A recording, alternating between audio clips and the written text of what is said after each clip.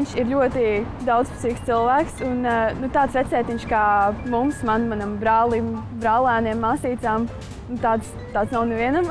Prot vadīt intelektuālas diskusijas par mākslu un pasaules notikumiem un labprāt iet uz teātri un savīsīgiem pasākumiem.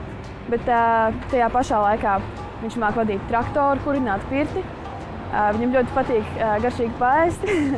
un vecētiņam arī ļoti patīk nodarboties ar bitēm. Viņš ir dravinieks un sviest medu, ko es arī gribu iemācīties no vectētiņa vēl tās dravinieku būšanas. Esmu izlēmusi, ka man arī būs bites. Viena no manām tādām mīļākajām, diezgan nesenās pagātnes atmiņām ir, kā mēs ar vecētiņu divatā gājām uz vispārējiem latviešu dziesmu deju svētkiem pirms 2 gadiem. Tas bijām uz noslēguma koncertu un visos tajos pasākumos kopā piedalījāmies. Tā pieredze man arī iespaidoja pieteikties korim. un šī vakara iespaidās arī šovasar dziedāju skolā dziesmu deju svētkos, ko esmu pārņēmusi no viņa. Ir tās svarīgākās lietas dzīvē - mīlestība pret dabu, mīlestība pret mākslu un, protams, mīlestība pret Latviju.